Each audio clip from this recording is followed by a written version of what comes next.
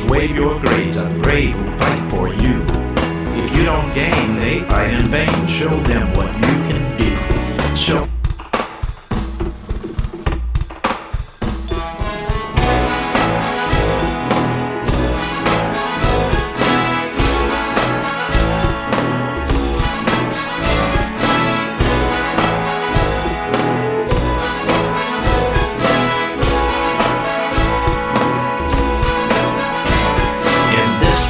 Please waive your grades. A brave will fight for you.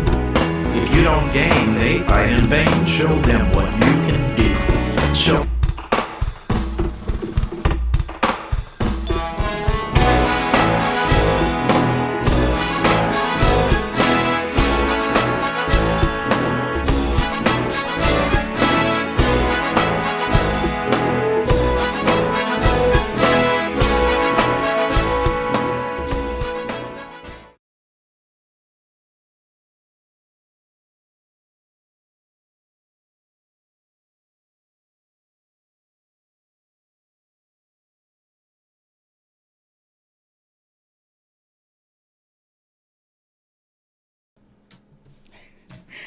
Good afternoon. Welcome to Waive Your Grades on KUAW.org, the academic patriotism program that is dedicated to veterans and serious secondary scholars.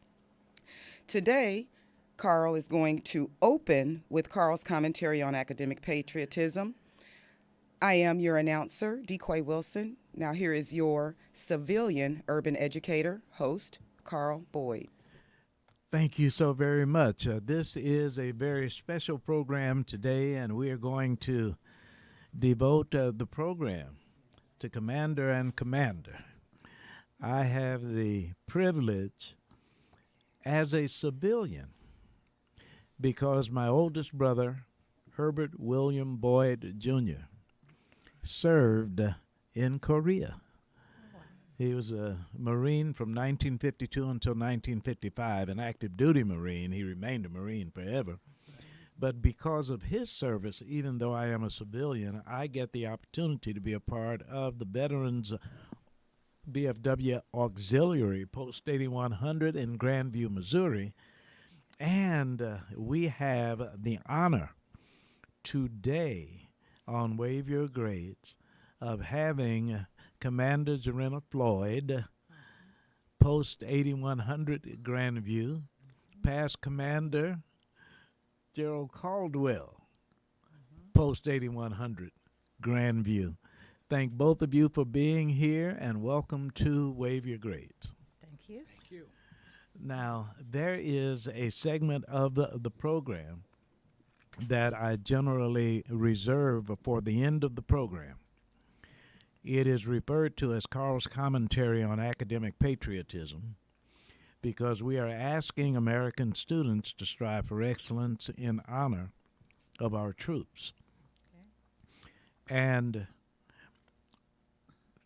I guess it was this year, but even before Black History Month, and of course we are in Black History Month now, I started doing these commentaries just in case there are those who might watch and or listen to this program and are not quite sure what academic patriotism is. And my suggestion is that academic patriotism suggests that our young people want to make America better. That's patriotic. But the academic patriotism to which I refer has to do with paying tribute by their excellence.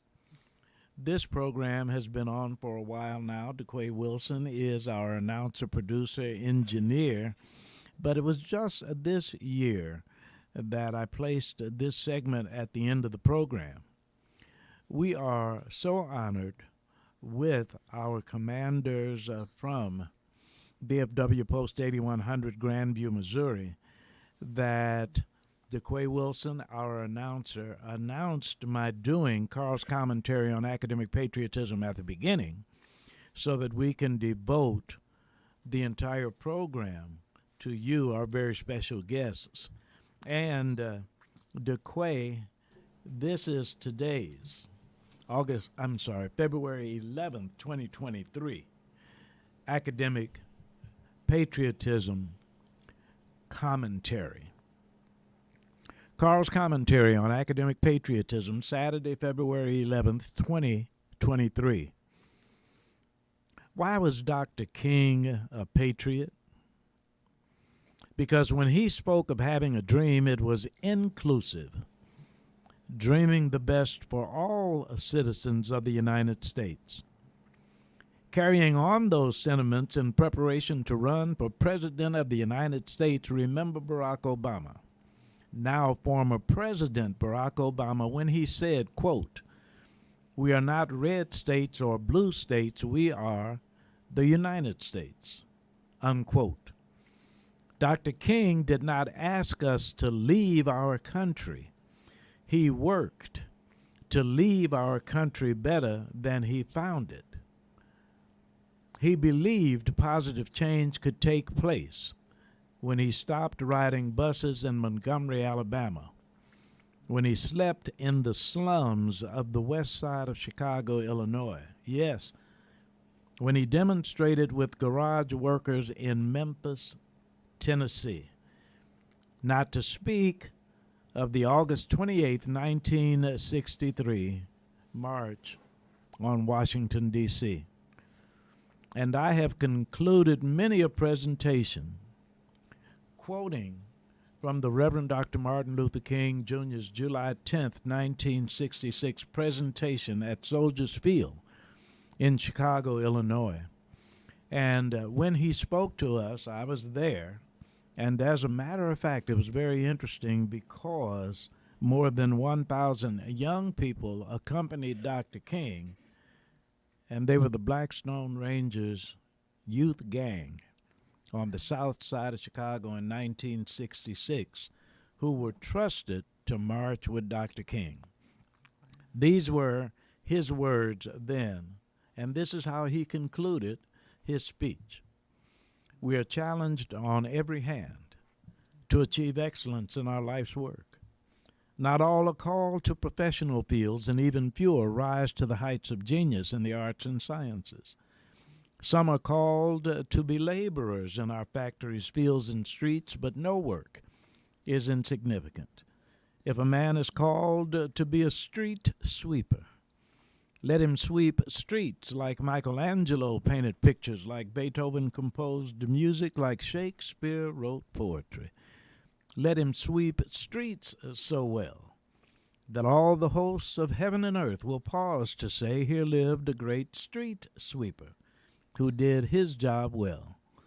He went on to quote Douglas Mallock, who wrote, "If you can't be the pine on the top of the hill, be a scrub in the valley, but be the best little scrub by the side of the rill. Be a bush if you can't be a tree. If you can't be a bush, be a bit of the grass and some highway happier make. If you can't be a muskie, just be a bass, but the liveliest bass in the lake." We can't all be captains. We've got to be crew. There's something for all of us here. Big work to do and lesser to do, but the task we must do is the near. If you can't be a highway, just be a trail. If you can't be the sun, be a star. It isn't by size that you win or you fail. Be the best of whatever you are. KUAW's commentary on academic patriotism asks American students, wherever you are, whomever you are, be the best of whatever you are.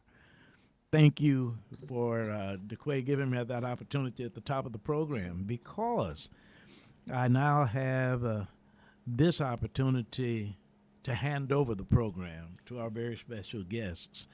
And, by the way, at Friendship Baptist Church, somewhat recently, we welcomed new members to Friendship Baptist Church.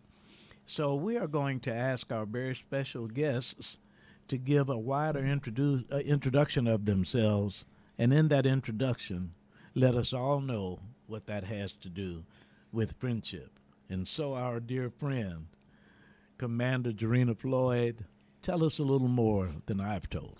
Okay. Well, since you mentioned Friendship Baptist Church, I am a new member. Praise I God. joined in November.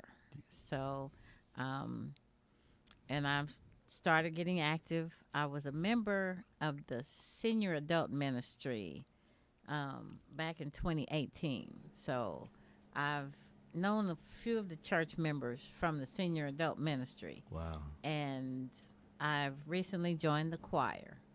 Oh, And I have um, been asked to come down to receive the right hand of fellowship from Pastor Terrence um, on February 18th, the third Sunday, because when I joined this Sunday, he was out of town. oh, okay. So, So that should be, I think, February 19th. February 9th. Yes, that is a Sunday. Yes, I'm sorry. Yes, February 19th. Yes, I stand corrected. Yes, the 19th. I knew it was the third Sunday. Okay, yes, ma'am. So much is happening. Yes. Yeah. So, and this is my second year as the post commander of the VFW Post 8100 in Grandview, Missouri. I never had an elected position. I was always the adjutant, which is the secretary, which is an appointed position. And it was very surprising to me to be asked if I took a nomination, would I accept it as the commander? And I said, how does the secretary go from secretary to commander? And they said, it will happen if you accept the position. So I said, okay, I guess and I was told by the auxiliary president, she said, if you tell them you need the support like a girdle, then they will have to support you if you accept the position. So I told them, if you support me like a girdle, then I'm in there. And then they said, well, we will give you that support. And I'm here going on my second year, and I'm still receiving great support. Congratulations for that. Yeah. And former Commander Gerald Caldwell, I indicated that I am honored to be able to serve with the VFW Auxiliary in as much as I am a civilian. Will you let those who have joined us know how they become a member of the VFW, not the Auxiliary, and something of your experiences with that organization? Thank you, Carl. My name is Gerald Caldwell, and I'm the past commander of VFW Post 8100. And I was the first black past commander of that post. That was very different. We had about 300 members, and of course, 95% of them were white. And but they did when I took over when I got elected as past commander. They did stepped up, and the different venues we had with the city, they stepped up and helped out quite a bit. And we went down. We had to go with the police department and with the city hall, and we got introduced to everybody. And everybody helped us out really well. They had certain things that they had done over the years, and we wasn't quite used to that, but we got used to that pretty well. And we're still there. We're still working right now with our commander, J. Rena Floyd, First Lady. Commander. She hadn't passed yet, but she's a First Lady Commander, and she's doing an awesome job. Praise God. As far as our paperwork, as far as attending all of our meetings, she's been well received in our district, and the other posts that we have, and that's a good thing too. So I've been with her at most of the meetings and try to support her as much as I can. When I can, because she'll need that kind of support. And we're still not what you call a black post. We've still got majority white at that post, but and they do come, some of them, and then of course our area out there is changing over, so that kind of left us with a little bit more one-sided as far as color is concerned, attending the meetings. But on paper, we still are a white post, and I'm glad to be here, glad to talk with Mr. Boyd here about our what our post is doing and how we're doing, and we're going along really well. Well, let me say to you, this is, again, Saturday, February 11th. We are in Black History Month. It happens to be the second Saturday, and on second Saturdays, I go before 8 o'clock to help serve breakfast. And I can say unequivocally that each of the second Saturday mornings, I have been privileged to help serve breakfast. There has to be 92 to 95% white attendance. In fact, I would suggest that primarily white male attendance. There are some white females. Now, this is why I'm saying this. Years ago, my goodness, Gerald Caldwell, we were at another radio station, and we were talking about something called the VFW. Oh, Veterans of Foreign Wars. Oh, old white men who smoke cigars. And we were talking about that as being the stereotype. But I can say to you for real, this morning, 2023, that many of those gentlemen who came for breakfast this morning were between 65 and 85, for real. Yes.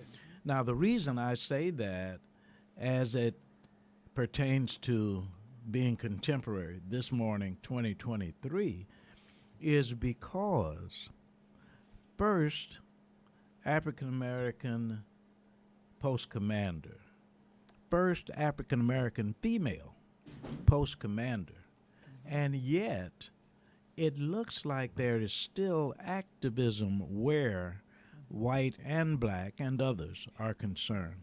So, from each of your perspectives, how do you find being in the leadership positions that you have enjoyed, that you enjoy, helping all of us, whomever happens to be there, not only feel comfortable, but join and be active? Well, first, in order to join, you have to have been a veteran of a foreign war, hence the name Veteran of Foreign Wars. And it takes great pride and honor in just representing your country continuing, because, it didn't stop when you took off your uniform. So I think it's just a pride to want to show your patriotism to help out other veterans and also your community in this way. And I was not quite well received in my post because they're not used to change. Mm-hmm. And they love to say, well, we always did it this way. And I come back with the comment, well, just because you did it that way doesn't mean it was the right way. And when I said, well, we're going to start doing things the right way, I did have quite a bit of opposition because, like I said, they were so used to doing things their way of doing it. And some of them were kind of like, who is she that thinks she's going to come in and change things? And I have changed some things, and they have fallen in line as far as understanding where I'm coming from, because it was a communication gap that I'm filling, that it was done this way, you were told to do it, and then you moved on. And Yes. it's like, no, that's not how we're doing this. We're doing it this way because our codes say this or our laws say this. It's not like we're going to continue doing it just because it was tradition. So we're moving forward. Yes. And things are looking toward in a bright future for us. And Brother Caldwell, as I anticipate your answer to the question about that experience, I would like each of you to prepare to answer the question, what were your leadership positions in active duty, or what was your experience when indeed you were active personnel? But first, please go ahead, your experiences. Well, my experience has been with VFW Post 8100. It's been a very good experience as far as getting used to people and as far as me getting used to people. We have certain events that help support our posts, and one of them is bingo. Yes. And it's supported by probably 90% white people. Mm-hmm. They're there every every Monday, 7 o'clock p.m. They're there. They help us carry on that work with veterans. Yes. A lot of those are widows whose husband has passed, and they believe in donating and helping and doing what they can to help VFW Post 8100 survive. And we appreciate that because without their help, we would have to be doing something else to raise funds to keep our building open and things. And our auxiliary is a pretty strong auxiliary. They do a pretty good breakfast. They have a pretty good system there. And also Mr. Boyd is a part of that system. And I talked to some of the auxiliary, and they said Mr. Boyd dot all his I's and cross his T's. So, well, you're very kind. He's pretty helpful in that manner, and he's on time when he said he's going to be there, and we appreciate that, and we're just glad to see him because such a astounding figure in our community. Thank you. From a personal standpoint, I was getting ready to say, by the way, before I go into that next question, that you became familiar with a book that I wrote. I will be giving my morning message today, a morning message for every day. And at that time, I think Cheryl Ferris was the vice president. Josiah Tyler at that time was president. Yeah. But she and her husband purchased 12 of the books that we presented to students at Ruskin High School through Colonel Glasgow, who also happens to be a part of your post. Yes, he is. In terms of the conversation that we're having, Cheryl Ferris happens to be a white female. They are a white couple, but race never came up as it pertains to the kinds of things that we're doing. But I'm just interested, and others might also be, in your service experience. And Sister Floyd, Sister Commander Floyd first, and then Brother Caldwell, just something about your active duty experiences. Well, when I joined the military in 1987, yeah, I'm a baby. It was quite a bit of controversy, because women were allowed to be in the military, and it wasn't. I think it might have been less than 15 years, so it was, to me, a short amount of time. They weren't sending women to combat roles, but they were sending them to assist in combat. And I was a 76 Juliet, which is medical supply specialist. Wow, okay. In my first duty station, I was stationed in Germany, and we were working in warehouses that were to support and supply different mobile Army hospitals. So if you think of the TV show MASH, yes, that's the closest I can get to the TV show MASH. But we were medical supplies, so we supplied the medical items that were needed. And I worked in an Army depot, and they had huge warehouses, and they had 18-wheelers that, brought in, we would supply inventory and do quality control on the medical supplies. And then they would get shipped out in the big 18-wheelers to different ports, because with us being in Germany, they were sent stateside. So it was a pretty big logistical operation, and we were like just a small peg in that whole operation.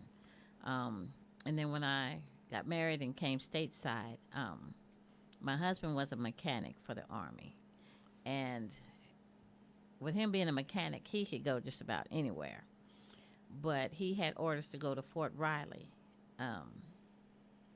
But I had orders to go to Fort Benning, Georgia, and I was being stationed at the hospital there. So he had to move his orders because, like I said, being a mechanic, he can go anywhere. Wow. So he Interesting. had to follow me in my career time. And while we were there, Operation Desert Storm took about. And so they sent him, and I was home with our children. And then orders came down for me to go. I see. And I said, what about our children? And they said, what about them? So I said, well, I think it's time for me to get out of this man's army because, you know, I was a mother first as far as being a parent. Yes. So I had to go over and out process from there. But, you know, they said when I stood foot in the country, that was considered a veteran of that foreign war. So that made me eligible for the VFW. So. You know, DeQuay, we are privileged, the caliber of guests we have. And Commander Floyd's testimony as to service reminds me of our having been privileged to meet someone from the 6888 who, was in her 80s or close to 90 years old. And can you imagine that we're able to say that this person was on the program Wave Your Grades, and from this day forward, we'll be able to say this person, Jarena Floyd, was on our program, because there are many people, and I know you've run into it, who do not believe that women have served, particularly in an action. So this is very good for the young people we'll share the program with. And Brother Caldwell, your experiences. Well, I'm a Navy Seabee. Normally, when you say Navy, people think you're on the water, but I never was on the water. Wow. I from boot camp. When I finished boot camp, they assigned me the role of a CB, and I said, "Well, what's a CB?" And say, "Well, we do construction work as well as carry a rifle." So we started training in that field. I was training. I was water purification, and I was a pipe fitter, and that trade we had to trade off when there wasn't enough pipe fitters. But then I would help when we went to Vietnam twice. When there's not enough clean water, I would purify some water, and we would purify water for the Vietnamese villages that didn't have clean water, and the children had the big stomachs because of the water they were drinking. And we'd set up clean water supplies for them and dug wells and let that good clean water come up out of the ground, and they were able to cut down on a lot of their diseases there. I also trained 2 times at Camp Lejeune. I was there drinking that bad water Yes. that they're talking about on TV now. Yes, sir. But I haven't applied for any assistance in that area. Not that I won't in the future, but I don't see anything that so far that would qualify for me for assistance there. But we trained at Camp Lejeune, North Carolina, combat training down in the holes, like they do in the towns. With the Vietnamese do, they go down in them holes and come up at you. Well, we were Yes, down sir. in them holes too, so we had good training there, as well as trying to do our duties. I trained in our 8th school for the boilers, water purification. With those big boilers, they probably got some in this building. Those huge boilers. Yes, sir. I ran those boilers. And Wow. my instructor said I was one of the best ones he'd seen on the boiler, and I didn't know anything about a boiler. I just tried to learn the best I could.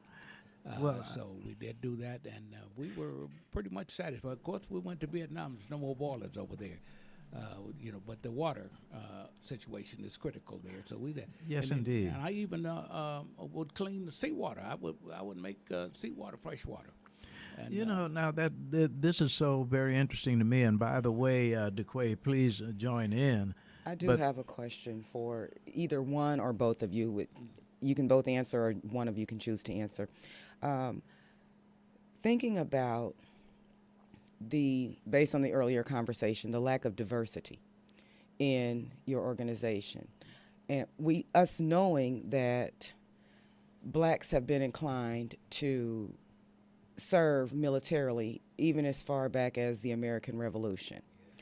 When you think about the sense of brotherhood that service members often have, do you have any idea why there is such a lack of participation in the black community in an organization like Wow. yours? Good question, I think. My answer to that, the Korean War and the Vietnam War, when the soldiers returned, they did not receive a great reception. And because of that, I think makes some of them not want to serve the community and other veterans, because they don't realize they're serving other veterans when they join organizations such as our own. I guess they feel like they've done their duty, they did their service. But as a veteran and a person in the military, all of the branches, we're like a family. I was Army, which was the biggest branch, and so I say that, every person in the Army, they're my sibling. But the other branches, I consider them like extended cousins, but we're still family. And those family members need to step up and take a role. But like I said, a lot of them, because of the reception they received, it kind of made them not want to serve. But it's an honor to serve our country continuing forward. Yes. Also, some of the battalions I was in, or companies, well, we had 800 men in a battalion. We had about 100 and some guys in a company. We would only have 2 or 3 black guys in a company.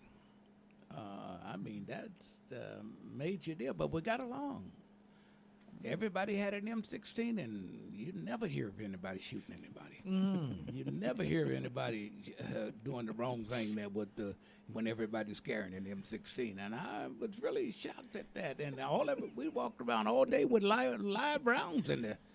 And we left that base there. We had that machine, had that thing slung on our shoulder, because we couldn't go back and get it in case they started shooting at us out there. My goodness. I think you just made an argument for those who encourage the use of the Second Amendment.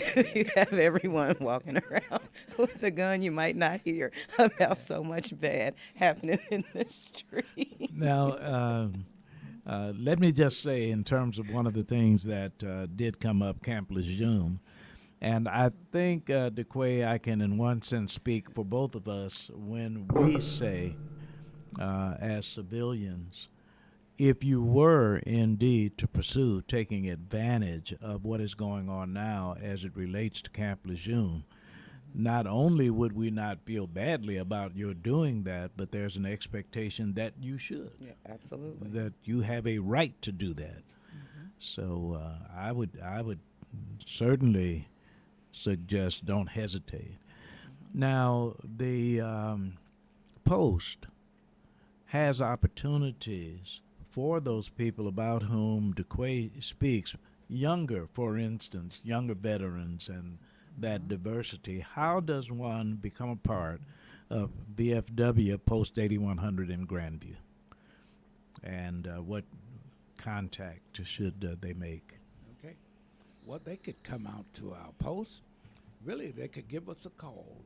816-765-8100 is the last 4 Yes. digits is our post numbers. Yes, sir. And they could come out. And we are set up. We are set up to handle any kind of question they got. We're even set up to take payments from them. And if they're old enough, very few payments is due on there before they become life members. Yes. And then whoever signs up, their last payment, the VFW makes it for them. Wow. Once they reach that goal there, and it makes their last payment to make them a life member Okay. of the VFW, and no matter where they go, they can transfer to any post in the area they want to. So we got forms there. We got a membership guy there. It's strictly membership, and he's Yes. been bringing people in for us, and really good. He has went down to the VFW headquarters and got all the information. He's got hundreds of applications, flyers, anything we need. When that guy, people come and sit down at the table and talk to us, we got this information, and we got something we can give them right away. Yes. That they could take back with them too. And DeQuay, we can repeat 816-765-8100 in our programs, even when they are not our guests, but on an ongoing basis. Because this is something, DeQuay, that you and I might be interested in, and people with whom we are in touch. It is the veterans of foreign wars. That is a criterion for membership. How do veterans who have not had that experience support VFW, or would they go to the American Legion or something like that? What would you recommend? I had quite a bit on my plate. I was a member of the American Legion, and I was a member of the Disabled American Veterans. Wow. And the VFW. So that was quite a bit on my plate at one time. So I've stepped back a little bit from the American Legion, but I'm still an active member of the Disabled American Veterans. And you don't have to be disabled to be a member of the American Legion. But in the beginning, as we always said, all of the organizations were founded by Caucasian males. And then their spouses said, well, why should you be the only one going to a meeting? So they founded the auxiliary. And they had their own meetings, and they started doing things to support the organization that they were members of. And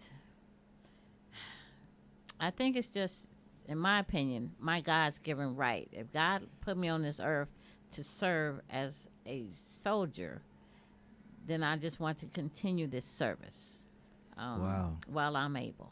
Now, when you were a child, or perhaps a little older than a child, maybe as old as high school or something like that, did you see military as a career, or did something occur that caused you to go that route? Well, my dad, he was in the Korean War. He's 92 years old. Okay. He's still alive. Very good. And Very good. knowing his background of him being in the Army, made me want to join the Army as a daddy's girl.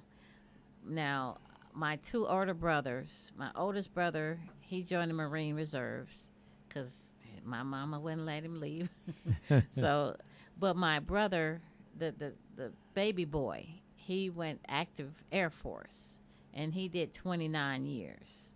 So it was almost customarily to just step in the role as a military family member. Now, I find that interesting because having been born in 1942, so I was living in the 40s and the 50s, Okay. most of the people I know would not be surprised that your brothers were in the service. But many of the people I know would say that's for your brothers. That's not for you. Yeah. So I think that it is wonderful, not only that you served, but meritoriously, and then continued afterwards. I really I appreciate even did high that. school ROTC, and was in the female drill team. We had an all-female drill team, and the title of our drill team was the Female 22-5 Drill Team. Now, why And- 22-5? Because of because of the steps that we performed, they were from Army regulation, and they were from the military book of the 22-5 military manual. steps. Yeah, the manual. Yes. Now, this is very interesting. Gerald Caldwell, let me say to your commander, Jarena Floyd, that when I was in ROTC in high school, DeQuay, there were no females in ROTC Yeah, when I was in high school. yeah. That's why they specifically had a all-female drill team, and they had a male drill team, Yes. and then they had a rifle drill team, and then they had a combined male and female drill team. So we had quite a few different drill teams, and we did a lot of competitions with the area schools, ROTCs, and we would always perform at the Southeast Fieldhouse at Southeast High School. Okay, so all of your experience, I mean, were you born in the Kansas City area? Yes, and sir. so Went to you Southwest High School. Okay. Yes, sir. Wow. Now, Gerald Caldwell, as it relates to those who have served but not in a foreign war, what are some ways that they can support and or continue their service post-career? Well, for short, during the Vietnam War, the VFW allowed certain veterans to come in, certain year veterans to come in, and they gave them the title of Vietnam Era. Oh, They didn't go overseas. They stayed here in the States, and they let them come in. interesting. And they called them the Vietnam Era soldiers. And they work. We have some now that still with us to the Vietnam Era, and they work with us real good once they come in there into the post area. So, and I'm also American Legion, and I'm down with the 149 post down on Prospect down there. yes, sir. We have worked with Mr. Malone, who is a DAV member. Yes. He was the American Legion Man of the Year not too long ago. Outstanding. As a matter of fact, I think I saw that article in the Call paper. Yes, Yeah, very good, and we appreciate him. And Reverend we see Menden. Mr. Boyd put him on the billboard here in the city with the students. So we are kind of looking forward to an upgrade with the BFW in that respect. I don't know which way, and that's in the Stoots for Boots program. Yes, sir. That he did that with the youth of I think of Paseo High School, or that probably one of the youth Yes, groups indeed. that will work with us out there. Uh, So we appreciate that. 43 youngsters from Paseo. From Paseo, okay. And the initial group, I call them the first 28. Yeah. But the first 28 young people who were involved with the Stoots for Boots program back in 2014, when Commander Caldwell allowed me to do my book signing for academic patriotism at the Post. Very nice. But those first 28 young people are mentioned in that book because they did participate, and we gave them Stoots for Boots T-shirts and those kinds of things. So you helped me to segue very nicely into saying to young people whose educators, parents, or whomever else might introduce them to this program, one of the things I say to them is they don't have to have served to support those who have.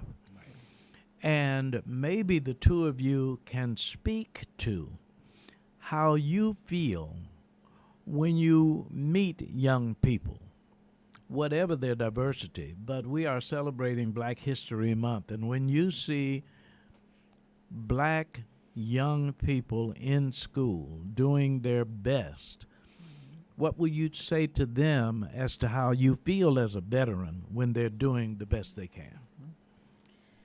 Well, as a veteran, I get thanked for my service a lot. But I want to thank them because there's so many other things they could be doing. Wow. Crime reasons. And Yes. so we're thankful for Thank them you. staying in school, being respectful Yes. of their parents and all other adults. Back when I was little, it was a requirement, and anyone could chastise you if you didn't say yes, ma'am, or no, ma'am. Thank you very much. In my neighborhood, no matter who the adult was. But nowadays, it's almost shocking to hear a young person say yes, ma'am, and no, ma'am, and thank you. Isn't that Because unfortunate that you don't hear yes, that? it's starting to fall by the wayside. We don't know where it happened, where it stopped, but we really appreciate if they continue in the way that their parents and grandparents were raised. I know they say, well, we're a lax society and we shouldn't have to. Yes, we should have to. We should have It's to a say thing yes, called ma'am, and no, respect. ma'am, and thank you, and just be respectful in all Yes. aspects. If you see someone that needs help, help them. So yes, I thank the children when I see them. That is doing so well. good. We appreciate that. Yes, I sir. also think that my dad, who was a Baptist preacher, he tried to talk me out of going into service. I didn't know how to swim. And he said, well, it's going to be kind of tough in there trying to swim and get through your boot camp. And it was tough there, but, we made it. The first day in the boot camp that we went to the swimming pool, the guy said, I don't know how y'all thinking, but everybody in here is going in the pool today, whether you can swim or not. Uh-oh. You're going in. And he said the Hello. only consolation that you have here is that no one has ever drowned in this pool. And Okay. it's been here since 1945. Praise That's long. God. So we did go in the pool, and they did stick the pole down there, and I come back up, and from then on, they gave me swimming lessons. And I learned to swim around that pool and come back up out of there. So that's in case we was on a ship or something. We had to get away from that ship. Yes, sir. That was what the swimming lessons were for. But on another area here, the going in service was the best experience I've ever had. Okay. I'm here, stuck down here in Wow. Little Rock in Kansas City. I come to Kansas City, and I'm kind of just moving around from different jobs. Wasn't paying much, but I had a job. Mm-hmm. But when I got in service, doors opened up. I mean, being with other people. And then I had some of the guys from West Virginia looked at us and say, you guys are just like us. Say, we never been around black folk. Now So that's- we didn't know that. Yeah, and they say people talking about it, say, but y'all are just like us. You want the same thing. We do the same things, So that experience there was really good. The benefits of coming out. I have a associate's degree that the Navy paid for. I have 3 homes that the Navy paid for with no money down. That's you can't get much benefit than that. Thank you very much. You want somebody to commercial people require 20-30% for you to put down on your home. The VA requires no money down on those homes. So it's able to move up like that. It just occurred to me, DeQuay, that we don't begin the program giving out the number. I don't know if someone might want to call in 816-599-6893. 816-599-6893. Just in case someone wants to call in, because what you are talking about hits everybody. And it is appalling that we could live in a society where someone returns from active duty to a neighborhood more dangerous than where they served. We owe our veterans a lot more than we are giving our veterans. And DeQuay, what we say with Stoots for Boots is, you might not be old enough to serve, but you are certainly old enough to excel. That is something that you can do. And I want to, Louis George Walker is the founder of KUAW.org. We're on KUAW.org. And he used those call letters to stand for knowledge, understanding, and wisdom. And I would love to appeal to him as to how statements can be looped. And when we talk about our program, maybe hear them over and over again. Because during Black History Week, to hear a black female commander of a VFW post say to our young people, I want to thank you for your excellence. I want to thank you for your community service. I want to thank you for your leadership. I want to thank you for paying attention to what is important to those who have served you. That just needs to be heard over and over again, because that's what Stoots for Boots is all about. I am a civilian. I am blessed to be in the presence of those who have served, something that I did not do. Had the privilege of being a part of an R&B singing group, and we were blessed to sing in Tokyo, Okinawa, Guam, the Philippines, Korea, Vietnam, and Thailand. So when we sang in Vietnam, we were there for 2.5 weeks. And someone said, man, we thank you guys for coming over here. They called it coming from the world, brothers from the world, and singing. And every post we had another dap. For each post we had a new handshake. But let's be real. Not only were we there for only 2.5 weeks, but we had the utmost of protection. We had the highest of accommodations for 2.5 weeks. When we met those who were deployed 13 months TDY, except that it wasn't very temporary, you cannot imagine how our respect grew, not only because of the tenure of service, but the conditions. And our young people have got to get serious about attempting to make America the greatest nation, because we need to do it right. And I'm sorry, I already did my Carl's commentary. Now here I am commenting again. Let me do this real quick. I want to get back to you. But I am suggesting that in the times that we live in today, it is a travesty that we have as much division politically and socially, even criminally, in these United States of America, when you have done what you did to preserve this nation, and now you have to deal with this kind of stuff in your own neighborhood. We've got to do better. Are there programs or events coming up or annually that VFW Post 8100 offers that civilians can participate in, support, attend, any of those kinds of things? Yes, we have many ways that young people can participate. We have a Voices of Democracy, which is for high school students. They can submit a written or a verbal essay in different formats, and even through our post, we have first, second, and third place winners. They're cash prizes. Yes. I think the lowest is 50 or 75, and then and that's just for third place. Yes. And so, and then of course the dollar amounts increase. And then if you're also, if you're in the middle school, that is the Patriots Pen. And I think the elementary school, they have an art contest. And like I said, each area has a first, second, and third place winners.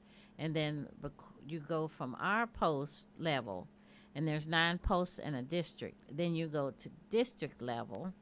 And then from district level, you can go to state level. And then from state level, you can go up to the national level. With Gerald Ford and President Nick, both of them were Patriot Pen. Oh, is that right? Yes, they were. Okay. Wow. Yeah, wow. Yes. So I think the largest dollar amount you can go up to is $3,000, and it might have increased each year when we have our national convention in July. That's when they put out what the title is, and then you have until from July to October to get your entries in. So that's quite a bit of time to think Yes. about the title and to get it written out, and and get it submitted in. And to me, it's a great opportunity, even if it's just for the money, to get in it. Yes. But I would like to say, we just interject this because of the Students for Boots program is at our post. Yes, sir. We are hoping we could come through that avenue with some young people Okay. in that area there who can come and we can kind of interject this type of And- training to them, And we are blessed now to know some sponsors of youth groups, Okay. middle school and senior high school. So we are certainly investigating which are eligible to participate because that art contest still has a March deadline. We have plenty of time for this current fiscal for that. And then, as you say, from July into the Patriots' pen. Yes, indeed. Yes. So, And we do have Teacher of the Year as well. okay, now so- tell me about Teacher of the Year. This is something that they can apply for, or someone has to They can nominate them. apply or be nominated Ooh. any way that a teacher wants to present themselves.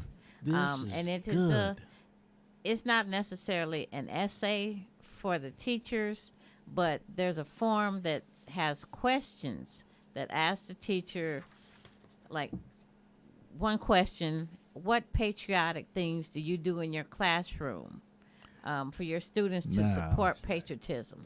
This is and good. so my daughter, she won Teacher of the Year from the district level, Congratulations. and the district. from our post level, Wow. and then she won district Congratulations. level. Yeah, So that was the Outstanding. best teacher out of 9 different posts. 9 So different posts. Wow. Competition there. she was a teacher in Florida, but they Wow. said it didn't matter if she was here or, as long as she was a That's teacher. fantastic. And now she's moved a position. She's an assistant principal at a middle high school. So that's 7th through 12th grade. Outstanding. And Well, this time has gone by a lot quicker than I expected it to. And with only a couple of minutes left, just in case there's any particular announcement that you'd like to make, please do. But if not, we'll get ready to close. Did you have something to Quay? No, just my announcements. Okay. well, quickly, I just want to say we do have bingo every Monday.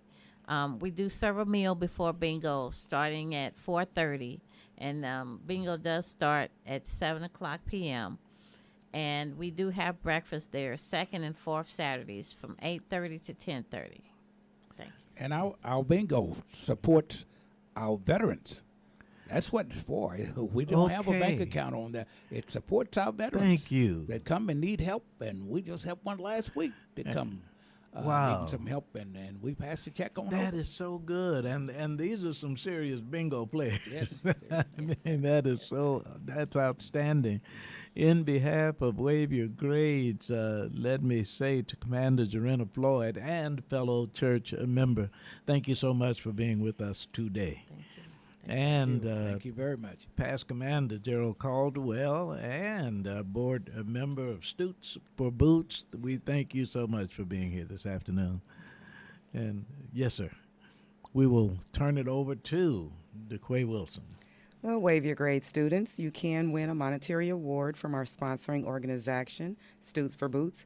Your essay will be titled Heroes You Know You Didn't Know Were Heroes.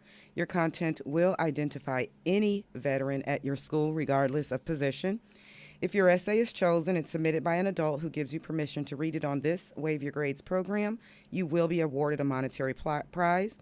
Please send your entry or inquiry to stootsforboots@gmail.com. That is stootsforboots@gmail.com. Again, stootsforboots@gmail.com.